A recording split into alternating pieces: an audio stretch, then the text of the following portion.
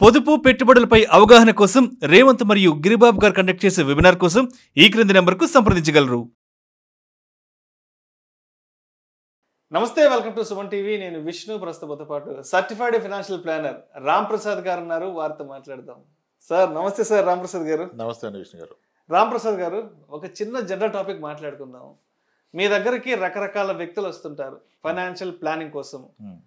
ఈ వ్యక్తుల్లో కొంతమంది మన ఇండియాలో ఉండేవాళ్ళు, మన తెలుగు రాష్ట్రాల్లో ఉండే కొంతమంది క్లయింట్స్ వస్తుంటారు. మరి కొంతమంది అబ్రాడ్లో సెటిల్ అయిన ఎన్ఆర్ఐలు వస్తుంటారు. అండ్ వీళ్ళల్లో కొంతమంది అంటే కొంత లోయర్ ఇన్కమ్ గ్రూప్ ఉన్న వాళ్ళు వస్తుంటారు. మరి కొంతమంది హయ్యర్ ఇన్కమ్ గ్రూప్ ఉన్న వాళ్ళు వస్తుంటారు. కాబట్టి సో మీరు కూడా మార్కెట్లో చాలా ఏళ్ళ నుంచి ఉన్నారు. మీకు చాలా పెద్ద ఎత్తున క్లయింట్ బేస్ ఉంది. కాబట్టి మీరు ఇంతమంది వ్యక్తుల్ని డీల్ చేస్తుంటారు కదా. సో వాళ్ళతో మాట్లాడేటప్పుడు అంటే వాళ్ళు చేసే కొన్ని మిస్టేక్స్ మనకు అర్థం అవుతుంటాయి. అంటే మీరు ఎప్పుడైనా ఏంట్రా బాబు మరి ఇలాంటి దారుణమైన మిస్టేక్స్ కూడా చేస్తారా, మరి ఇలాంటి చిన్న చిన్న విషయాలు కూడా వీళ్ళకి తెలియవా, వీళ్ళకి అర్థం కావా, వీళ్ళు తెలుసుకోలేరా అని మీరు ఎప్పుడైనా అసహనంగా ఫీల్ అయిన సందర్భాలు ఏమన్నా ఉన్నాయా? అంటే వాళ్ళు చేసే ఆర్థిక విషయాల పట్ల తప్పులు ఏవైతే ఉన్నాయో వాటి గురించి మాత్రమే. చాలా ఉంటాయి సార్. నిజంగా చెప్పాలంటే చాలామంది వాళ్ళు రియలైజ్ అవుతారు మన దగ్గరకు వచ్చే ముందే. వచ్చాక సార్ మీరు దయచేసి ఇది ఎక్కడ చెప్పకండి సార్ వీడియోలో అని చెప్తున్నారు. అదొక భయం అయిపోయింది. అని నేను అప్పుడప్పుడు చెప్తూ ఉంటాను కదా. అప్పటికి నేను నిజానికి ఒక విషయం చెప్పదలుచుకున్నప్పుడు కంప్లీట్గా మార్చేస్తాను స్టోరీని. ఒకరికి ఇబ్బంది అవ్వకూడదు, అలా అని మళ్ళీ 10 మందికి ఉపయోగపడాలి. అది కదా మన ఉద్దేశం. సో మేజర్ మిస్టేక్స్ ఎక్కడ జరుగుతాయంటే చాలామంది అంటారు మీరు ఇంత సంపాదిస్తారు కదా, ఇంత సంపాదించినప్పుడు దాన్ని ఎక్కడ పెట్టాలని కూడా టైం తీయాలి కదా అంటారు.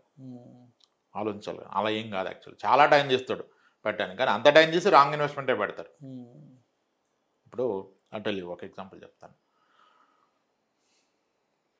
గత 1 ఇయర్లో నేను చేసిన ఫైనాన్షియల్ ప్లానింగ్స్లో నన్ను కలిసిన వాళ్ళలో ఒక 400 మంది పైగా ఓన్లీ ఐటీ నుంచి వచ్చిన వాళ్ళు ఉంటారు. సాఫ్ట్వేర్ ఐటీ ఎంప్లాయీస్ ఉంటారు. సో వీళ్ళల్లో ఒక 50 మంది అట్లీస్ట్ ఒక 50 మంది ఐటీ వాళ్ళు గత 8 ఏళ్ళుగా 7 ఏళ్ళుగా మ్యూచువల్ ఫండ్స్లో ఇన్వెస్ట్ చేస్తున్న వాళ్ళు వచ్చారు. సమ్వేర్ ఇన్ 2016-17 టైంలో అన్ని mutual fund companies investor awareness programmes అని చెప్పి హెచ్ఆర్స్ దగ్గర పర్మిషన్ తీసుకొని వాళ్ళ క్యాంపస్లకు వెళ్ళి ఎడ్యుకేషన్ సెమినార్స్ ఇచ్చాయి. అప్పుడు కొంతమంది ఎస్ఐపీలు స్టార్ట్ చేశారు.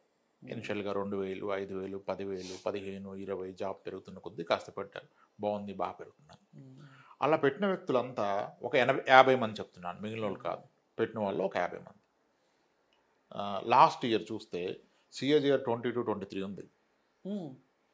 మార్కెట్ బాగా ర్యాలీ వచ్చింది. 40% ఇయర్ వచ్చినప్పుడు వచ్చింది. ఇంత రిటర్న్ వచ్చింది కదా, ఇంకుంటే కష్టం ఇక్కడ అని చెప్పేసి అది తీసేసి స్థలాలు కొనేసారు వెంచర్స్లో. తప్పే ఉంది, మంచి పనే కదా. నేను అడిగాను, సార్ ఎందుకు సార్ ఇప్పుడు 22% CAGR వస్తుంది మీరే చెప్తున్నారు, ఎవరి హెల్ప్ లేకుండా మీరు చేసుకొని సరే రెగ్యులర్ ఫండ్ పెట్టి ఎవరు హెల్ప్ తీసుకొని 20 ఉంది, అందరికి చాలామందికి ఉంది. మరి 19, 20, 21 వచ్చినప్పుడు తీసుకెళ్ళి స్థలం కొన్నారు కదా సార్ వెంచర్లో, ఎందుకు కొన్నారు అన్నాను. పెరుగుతుంది కదా సార్ అంటాడు ఆయన నాతో. ఎంత పెరుగుద్దండి అన్నాను. బాగా పెరుగుద్ది అంటాడు. బాగా తక్కువగా మీనింగ్లెస్. ఎంత అనేది ఒక పర్సంటేజ్ చెప్పాలి. ఎంత పెరుగుతుంది అనేది, బాగా పెరుగుతుంది తక్కువగా పెరుగుతుంది అనేది meaningless. You tell me A percentage కదా. ఇప్పుడు బ్యాంక్ ఎఫ్డి చేస్తే ఏం అడుగుతున్నావు, ఎంత వడ్డీ అన్నావు, ఈయన 7 చెప్పాడు. స్మాల్ ఫైనాన్స్ బ్యాంక్ 8 చెప్తే అడిగి వెళ్ళిపోయావు. మ్యూచువల్ ఫండ్ 3 పెడితే మూడింటిని కంపేర్ చేసి ఇది 16 ఇచ్చింది, ఇది 14 ఇచ్చిందని కదా మార్చావు. మరి నువ్వు కొన్న స్థలానికి చెప్పాలి కదా, ఎంత వస్తుంది చెప్పు అన్నాడు. డబుల్ అవుతుంది సార్ అన్నాడు. డబుల్ ఎంత అంటే 100% అన్నాడు. ఎన్ని నెలలు అవుతుంది? నీ మ్యూచువల్ ఫండ్ 4 రెట్లు అయితే 400% చెప్పట్లేదు కదా, 17, 18 చెప్పావు కదా. అలా చెప్పు నాకు, నీ స్థలం ఎంత పెరుగుతుంది అంటే 6 ఇయర్స్లో డబుల్ అవుతుంది సార్ అన్నాడు. 6 ఇయర్స్లో డబుల్ అవుతుంది అంటే ఎంత? చాలా బాగా పెరుగుతుంది. బాగా కాదన్న, ఎంత? Rule of 72, 12% sir. 12 సార్. మరి 18, 19, 20లో పెరుగుతుందని చెడగొట్టేసి నువ్వు 12% వచ్చేది ఎందుకు కొన్నావు కదా. 12% వచ్చేది ఎందుకు కొన్నావు? అలా కాదు సార్. మరి ఎలా చెప్పండి సార్? స్థలం కదా సార్. అయితే ఏంటి, నువ్వు వెళ్ళి ఉంటున్నావా? నువ్వు ఇల్లు కడతావంటే కొను, లేదు కదా, పెట్టుబడిగా పెట్టావు కదా, అప్పుడు రిటర్నే చూడాలి.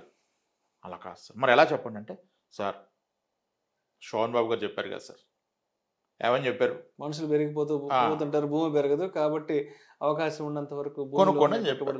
ఆయన చెప్పింది ఎప్పుడు ఆ రోజు స్థితిగతులు పరిస్థితులు ఏంటి, ఆయన చేసిన ప్రొఫెషన్ వేరు, మీరు చేస్తున్న ప్రొఫెషన్ వేరు. ఆయన ఒక యాక్టర్, గొప్ప యాక్టరు, అద్భుతమైన సినిమాలు, ఆ రోజు ఆయన కొన్ని ఇన్కమ్ లెవెల్స్ వేరు, ఆయన చేశాడు. మీది అలా కాదు కదా. Being an IT employee your paying 30% tax. నెల జీతం మీద సర్వైవ్ అయ్యే వల్ల మనం నువ్వు 100 రూపాయలకి పనిచేస్తే 70 రూపాయలు వస్తుంది నీ అకౌంట్కి. ఆ 70 రూపాయలు తీసుకెళ్ళి నువ్వు స్థలంలో పెడితే మళ్ళీ అమ్మితే నీకు సగం బ్లాక్ వస్తుంది. ఫస్ట్ ఆఫ్ ఆల్ నువ్వు కొన్న ఫుల్ అమౌంట్ రిజిస్ట్రేషన్ చేసావా? చేయలేదు సార్. మనకి 11 లక్షలకి అయింది సార్ రిజిస్ట్రేషన్, మనం పెట్టింది 50 లక్షలు సార్. మరి ఎలా మిగిలింది ఏంటి? బ్లాక్ కాదా సార్? మంది వైట్ మనీ కదా సార్. రేపు నువ్వు అమ్మితే నీకు మొత్తం ఇస్తాడు ఎవడన్నా?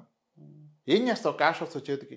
సరే పెరిగింది, 12 కూడా గొప్పదే, నువ్వు అమ్మావు. రేపు ఆయన అంటాడు మా కూతురు చదువుకన్నాడు. నీ కూతురు చదువుకు వచ్చేసింది, 14 ఏళ్ళు పోయాక నీ కూతురు పీజీకో గ్రాడ్యుయేషన్కి వచ్చేసింది, ఆమె 1 కోటి రూపాయలు కావాలి, నీ స్థలం 1 కోటి రూపాయలు అయింది. నువ్వు అమ్మితే నీకు ఎంత వస్తుంది? వైట్ ఎంత వస్తుంది, బ్లాక్ ఎంత వస్తుంది? సార్ నిజమే సార్, ఒక 60 లక్షల దాకా క్యాష్ వస్తుంది కదా. మరి క్యాష్ ఏ కాలేజ్ వాడు తీసుకుంటాడు చెప్పు నాకు?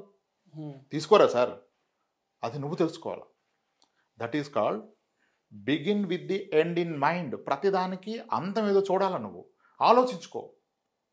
ఎంతవరకు ఒక ఎమోషన్ పెరుగుతుంది, పెరగదంట్లా. అది ఎవరు కొనాలో వాళ్ళు కొనుక్కోవాలి. ఇప్పుడు కొంతమందికి ఆప్షన్ లేదు, స్థలం తప్ప ఇంకేం కొనలేరు. అన్అకౌంటెడ్ మనీ, అన్టాక్స్డ్ మనీ వచ్చినప్పుడు స్థలం ఒక్కటే కరెక్ట్. ఎందుకు? Bigger land banks are with politicians. చాలామంది ఉంటారు, కరప్షన్, క్రైమ్, ఇల్లీగల్ యాక్టివిటీ చేస్తే వచ్చిన మనీని ఇంట్లో పెట్టుకోలేరు కదా. ఇప్పుడు ఒక తప్పు పని చేసినప్పుడు దాని బెనిఫిట్ అకౌంట్కి తీసుకోలేడు, చేతికి తీసుకుంటాడు క్యాష్ రూపంలో. క్యాష్ ఇంట్లో పెట్టుకుంటే ఇబ్బంది కాబట్టి అతను స్థలం కొనటమే కరెక్ట్. అతను కరెక్టే, మనం కొనడం తప్పు కదా. నువ్వు ఆలోచించావా ఎంతవరకు? నీ కూతురు చదువుకున్నావు వస్తా. నేనేమంటానంటే ఇప్పుడు ఇవన్నీ వాళ్ళు ఎంత ఇన్ఫార్మ్ చేసి రీసెర్చ్ చేసి ప్రతి సాటర్డే క్యాబ్లోకి వెళ్ళిపోయి తీసుకున్నారుగా, ఎన్నో చూసి కదా. కానీ నువ్వు తీసుకుంది ఏంటి ఆఖరికి? నీ పాప భవిష్యత్తు అన్నావే, ఇప్పుడు భవిష్యత్తు ఉందా? నేను ఒకటే మాట అడుగుతాను, ఆ అసెట్స్ అన్ని రాశాక సార్ రేపు మార్నింగ్ మీరు నిద్ర లేకపోతే ఈ ఆస్తుల్లో ఎన్ని మీ ఫ్యామిలీ మేనేజ్ చేస్తారు చెప్పండి. అదేంటి సార్ అట్లా అన్నారంటే? అదొకటి ఉండబట్టే కదా మీరందరూ టర్మ్ ఇన్సూరెన్స్ తీసుకున్నారు ఆన్లైన్లో. పోతారనే కదా. మరి పోతే ఏంటి? వ్యక్తి పోతే అతనుకున్న ఆస్తులు ఫ్యామిలీ మేనేజ్ చేయగలిగితే అది సరైన ఆస్తి. ఏమో సార్ అది నేనే పోయి చూడలేదు సార్. మరి ఎవడెళ్ళి చూస్తాడు? ఎవడ కొరకు కొన్నావు? ఎమోషన్. రిటర్న్ చూడట్లా. నువ్వు ఇల్లు కట్టడానికి స్థలం కొనుక్కో, ఓకే. నీ పెట్టుబడిగా కొన్నప్పుడు నువ్వు ఎన్ని ఆలోచించాలా? ఆ పెట్టుబడి తిరిగి ఎలా వస్తుంది నీ చేతికి, నువ్వు ఎలా వాడతావు అది ఆలోచించరు. ఇంకోటి చెప్తాను, ఇది అందరూ చాలామంది చూశాను, బాధేస్తుంది. అంటే అక్కడ స్టేట్మెంట్లో నాకు 20% 19 చూపించాడు సార్ అంటాడు. మరి ఇక్కడ ఎంత అంటే 100% అంటాడు. అదేంటి? అక్కడేమో యాన్యువల్ చూస్తావు, ఇక్కడ ఎందుకు అబ్సల్యూట్ టర్మ్స్లో చూస్తున్నావు కదా. మా ఫాదర్ కొన్నాడు సార్ 1995లో 1,00,000 రూపాయలకే, ఇప్పుడు 60 లక్షలు అయింది సార్ అంటే 95 లక్ష పెడితే ఫండ్స్లో ఎంత అయింది? 3-4 కోట్లు అయింది ఒక్కో ఫండ్లో. అసలు తీయండి మీరు జస్ట్ గూగుల్లో ఏ ఇయర్ మీ ఫాదర్ మీ తాత కొన్నాడు, ఆ ఇయర్లో స్టార్ట్ అయిన మ్యూచువల్ ఫండ్స్లో worst performed, bottom performed fund తీసి అది ఎంత చూడండి. దీనికన్నా 3 రెట్లు ఉంటుంది. అది ఏ క్షణాయన వస్తుంది, వైట్ మనీ వస్తుంది. అది వదిలేసి మనం సెంటిమెంట్ మాడుతున్నాం. ఇంకో పెద్ద మిస్టేక్ నేను ఐడెంటిఫికేషన్ చెప్తున్నా కానీ, 2 employees, government employees, wife and husband వచ్చారు. చాలా క్లోజ్ రిలేటివ్స్, మ్యారేజ్ చేసుకున్నారు, బాగుంది. 3 అమ్మాయిలు వాళ్ళకి, 2 ఒకే డిపార్ట్మెంట్లో పనిచేస్తారు. చాలా స్ట్రెస్లో వచ్చారు మన దగ్గరికి, చాలా స్ట్రెస్లో. చూస్తేనే చాలా స్ట్రెస్లో ఉన్నారు అని అర్థమవుతుంది. ఫ్రస్ట్రేషన్లో ఉన్నారు, స్ట్రెస్ కూడా చాలా స్ట్రెస్, ఫ్రస్ట్రేషన్. ఏంటి సార్ ఇంత స్ట్రెస్లో ఉన్నారు మీరు అని అడిగారు. సార్ ఆవిడే మాట్లాడుతుంది, ఆయన మాట్లాడలే. సార్ మేము ఒక తప్పు చేసాం సార్. చెప్పండి మేడం. సార్ మేము 2 years బ్యాక్ ఒక పొలం కొన్నాం సార్ 15 లక్షలకి. అది 6 నెలలకే 30 లక్షలు అయిపోయింది. డబుల్ అయిపోయింది సార్ 6 monthsలో. సో కాబట్టి మా ఆయన మళ్ళీ కొందామని ఫిక్స్ అయిపోయాడు. మళ్ళీ ఇంకో స్థలం, ఇంకో పొలం. సో వీళ్ళిద్దరూ ఒకే డిపార్ట్మెంటు, ఇద్దరిది 1 lakh శాలరీ. 3 అమ్మాయిలు ఉన్నారు కదా, బాధ్యత ఎక్కువ, ఏదో చెయ్యాలి అని ఆశ. ఓకే, మరి ఏమైంది మేడం అంటే, అయితే మా హస్బెండ్ మళ్ళీ కొందామని పర్సనల్ లోన్స్ అతన్ని పిలిచారు సార్. మాకు ఎంత వస్తుంది ఎలిజిబిలిటీ అని కనుక్కున్నాం సార్. యాక్చువల్గా అయితే 25 లక్షలు వస్తుంది సార్ మనిషికి పర్సనల్ లోన్. 25 లక్షలు వస్తే 50,000 వరకు ఈఎంఐ పడుతుంది. మాకు వచ్చే 1,00,000 రూపాయలు 50,000 కడితే ఓకే. అయితే మా ఆయన విషయం అంతా చెప్పాక ఆయన ఏమన్నాడు, సార్ మీకు ఎందుకు అంత పెరుగుతుంది కదా, ఒక పని చేద్దాం సార్, నేను మీకు మనిషికి ₹1,00,00,000 ఇప్పిస్తానంట. ఎలా వస్తుంది ₹1,00,00,000? బ్యాంకర్ రూల్ ఏంటంటే మీకు వచ్చే మంత్లీ గ్రాస్లో 50% can be your overall EMI. ₹1,00,000 జీతం వస్తే 50,000 ఈఎంఐ అంటే 25,00,000 వస్తుంది. కానీ ఆయన ఏం చెప్పాడు, మనిషికి ₹1,00,00,000 ఇప్పిస్తున్నాడు. ఎలా ఇస్తామంటే, మీకు ఎందుకు సార్, నేను 4 బ్యాంకుల్లో చేపిస్తాను, అప్రూవ్ అయ్యాక ఒకే రోజు డిస్బర్స్మెంట్ చేస్తే వస్తుంది. That's a very wrong practice. That's crime. Crime అది, అంతే క్రైమ్. చేపించాడు. ఇద్దరికి 112 crores వచ్చింది, క్రెడిట్ అయిపోయినాయి. చేపించాడు. ఆ చేపించాను కమిషన్ వస్తే ఆయన చేపిస్తాడు, ఆయన తప్పేం లేదు. ఆయన మంచిగా ఈయన స్టోరీయే వాడుకున్నాడు. పెరిగిపోద్ది కదా సార్, ఏముంది సార్, ఒక 1 yearలో పెరిగిపోతే సగం అమ్మినా లోన్ తీరిపోద్ది, సగం మిగిలిపోద్ది అన్నాడు. మరి ఇలా కడతా అన్నాడు. ఆయన ఏం ప్లాన్ ఇచ్చాడు, సార్ ఒక పని చేయండి, 2 కోట్లు అకౌంట్లో పడ్డాక ఒక 1 year ఏమై పక్కన పెట్టేసుకోండి, టెన్షన్ లేకుండా కదా. ఇద్దరు మంత్లీ 4 lakhs కట్టాలి కదా, జీతాలు 2 లక్షలే కదా. ఆ మంత్లీ డిఫరెన్స్ ఉన్న 3 లక్షలు పక్కన పెట్టేసుకోండి, 36 lakhs పక్కన పెట్టుకోండి. మీ జీతం నుంచి 1 లక్ష కట్టండి సార్, 50,000 మిగిలిన 36 lakhs పక్కన పెట్టుకోండి. ఈ 1 year ఎలాగో పెరుగుతుందిగా, అప్పుడు అమ్మేసి క్లోజ్ చేద్దామంటే పర్ఫెక్ట్ అని కొన్నారు. ఇప్పుడు ఏమైంది, వాళ్ళు కొని 1.5 year అయింది, ఇప్పుడు బయ్యర్ లేడు, పెరగట్లేదు అక్కడ. ఈ 36 lakhs అయిపోయింది. నెక్స్ట్ మంత్ నుంచి ఈఎంఐ లేదు, ఈఎంఐ కంటే డబ్బులు లేవు, పొలం కొనేవాడు లేడు. అన్నిసార్లు అలా ఉండదు కదా సిచ్యువేషను. ఇప్పుడు టెన్షన్లోకి వెళ్ళిపోయి ఆవిడంటది, సార్ అసలు ఇంట్లో ఉండట్లేదు, మాట వింటలేదు, పిల్లల్ని అరిచేస్తున్నాడు, వెళ్ళిపోతే ఫోన్ ఎత్తడు, 2 daysకి ఒకసారి వస్తాడు, నిజంగా చాలా టెన్షన్గా ఉంది సార్ లైఫ్లో. అసలు ఎంతో బాగా చూసుకునే వ్యక్తి, మంచిగా ఉండే వ్యక్తి, ఇంట్లో వాళ్ళతో మాట్లాడలేదు, 2 days రాడు సార్ ఇంటికి. ఏమైపోవాలి సార్, టాబ్లెట్లు వేసుకున్నాడు సార్, బీపీ వచ్చేసి సార్ అంది. అసలు ఇంట్లో ఉండట్లేదు సార్, దొరకట్లేదని. ఒక 6 నెలలు పోతే ఇంట్లోనే ఉంటాడమ్మా అన్న. అదేలా సార్ అంది. ఓపెన్ హార్ట్ స్టంట్ అయిపోద్దిగా అన్నా. సార్ అలా అనకండి ప్లీజ్ అంది. అనేది ఏంటమ్మా, చేతిలో చేసుకొని అలా అనేది ఏంటి, చాలా జబ్బులు ఎవడికి ఆడే తెచ్చుకుంటాడు, ఎవడెవడో. సార్ అట్లా అంటారేంటి సార్ అంది. మరి ఇంకంతే కదమ్మా, ప్రజల్లోకి వెళ్ళిపోతున్నా, మరి ఇప్పుడు ఏం చేయమంటారు సార్ మమ్మల్ని? ఆ ఉన్న స్థలాన్నో పొలాన్నో వచ్చి నేటికి అమ్మండి, ఆరోగ్యానికన్నా ఏది ఎక్కువ కాదు కదా. ఇద్దరు గవర్నమెంట్ ఎంప్లాయీస్, ఏం కావాలమ్మా మీకు, ఎందుకు టెన్షను? ఉన్న దాంట్లో ఏదో ఒక రేటుకి అమ్మేసి ఆ వచ్చిన డబ్బులతో ఒక 1 year ఏమై పక్కన పెట్టుకోండి, 1 year ప్రశాంతంగా ఉండండి, మీకు టెన్షనే లేదమ్మా. వాళ్ళిద్దరు సిపిఎస్ బ్యాలెన్స్లు తీసే, ఎన్పిఎస్ బ్యాలెన్స్లు ఉంటాయి కదా, ఈ రోజు ఉన్న బ్యాలెన్స్ని క్యాలిక్యులేట్ చేసి చూపించా, మీరు అసలు దేనికి టెన్షన్ పడాలని. వాళ్ళిద్దరిది కలిసి 24 లక్షలు ఉంది సిపిఎస్ బ్యాలెన్స్. ఒక లెక్క ప్రకారం CPS is nothing but mutual fund కదా, 11.6-12% రిటర్న్ ఇస్తుంది లాస్ట్ 10 years యావరేజ్. అలా చూస్తే వాళ్ళు కాంట్రిబ్యూట్ చేస్తున్న బేసిక్లో అమౌంట్ ఇది కలిపితే ఎవ్రీ 4 yearsకి డబుల్ అవుతూ వస్తుంది. వాళ్ళకున్న సర్వీస్లో వేస్తే దాట్స్ రన్నింగ్ అరౌండ్ 22 crore వస్తుంది రిటైర్మెంట్ నాటికి. వాళ్ళు సిపిఎస్ దేనికి అసలు మీరు లైఫ్లో టెన్షన్ లేని కష్టాన్ని కొని తెచ్చుకున్నారు. మీ రిటైర్మెంట్కి డోకా లేదమ్మా, మీరున్న 3 పిల్లలు సెటిల్మెంట్ తీసుకుంటే అయిపోద్ది. వాళ్ళ చదువులు మంచిగా వాళ్ళతో ఎంజాయ్ చేయక ఎందుకు వచ్చిన కష్టాలు ఇవన్నీ, ఎవడు పెరగమన్నాడు, ఉన్నాయి వేరే పొలాలు కూడా సరిపోతాయి. అంటే ఎమోషన్తో చేసే నిర్ణయాలు లెక్కలు ఉండవు మనకి, అంతే ఎమోషనే.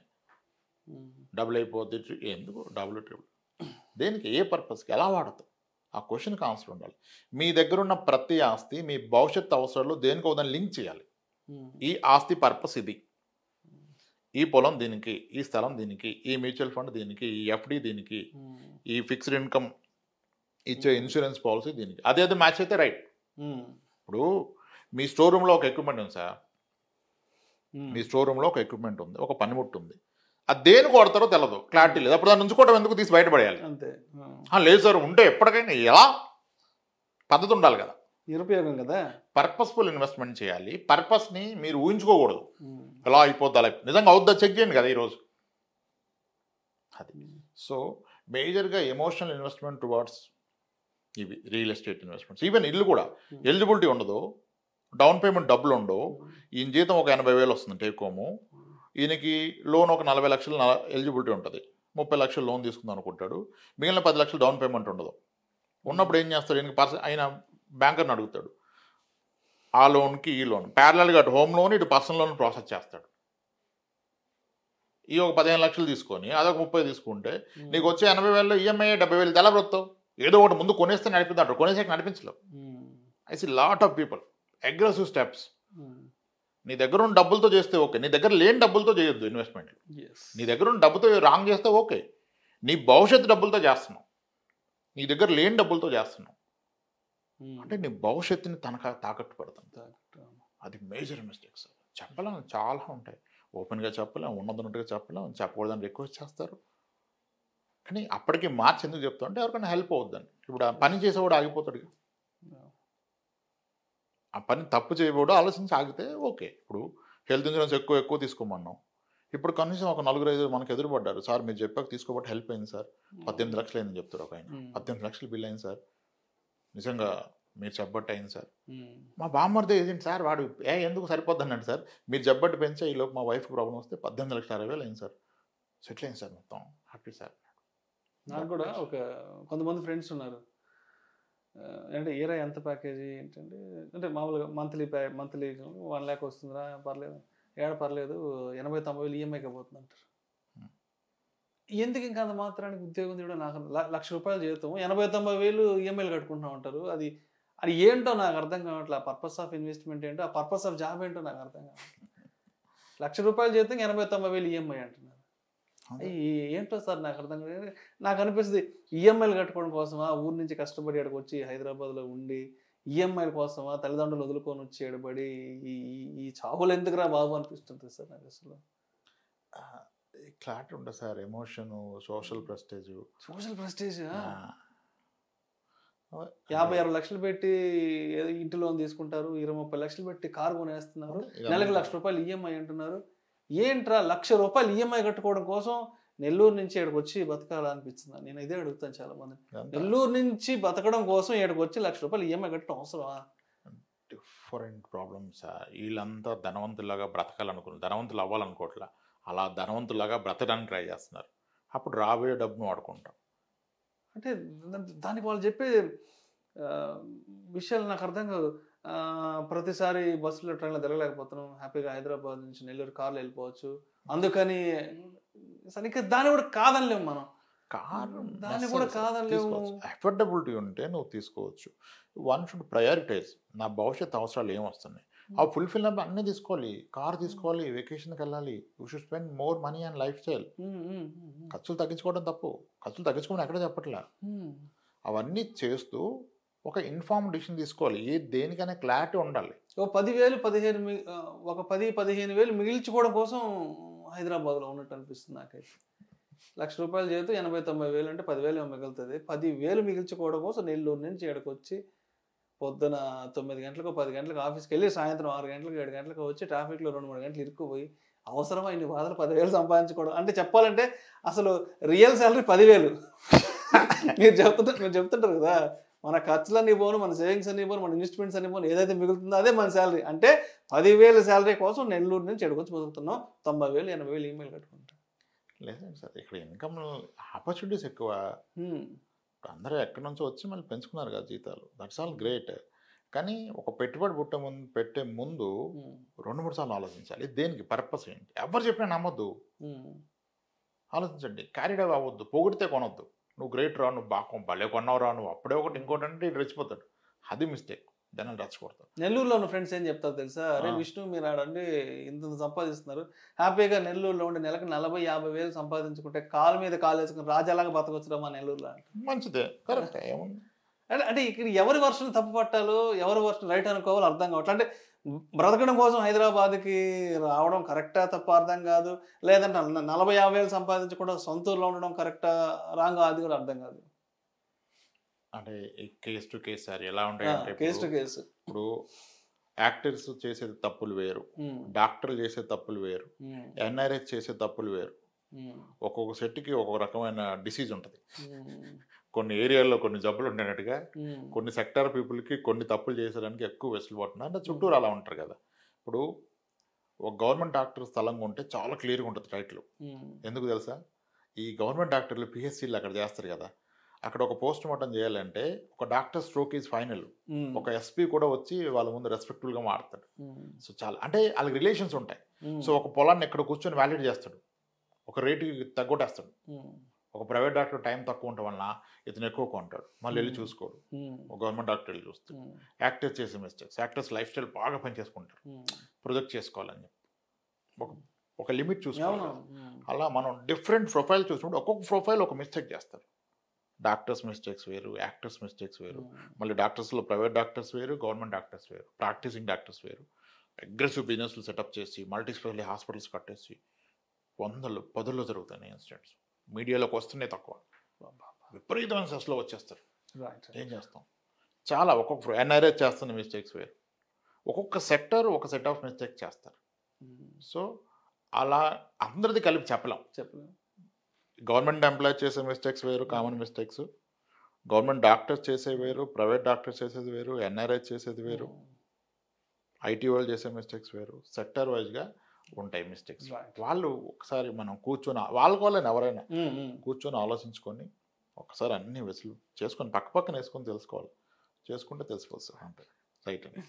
Thank you sir, thank you so much Ramprasad గారు. థ్యాంక్స్. సుమన్ టీవీలో మీ పర్సనల్ అండ్ బిజినెస్ ప్రమోషన్స్ కోసం కింది నెంబర్కి కాంటాక్ట్ చేయండి.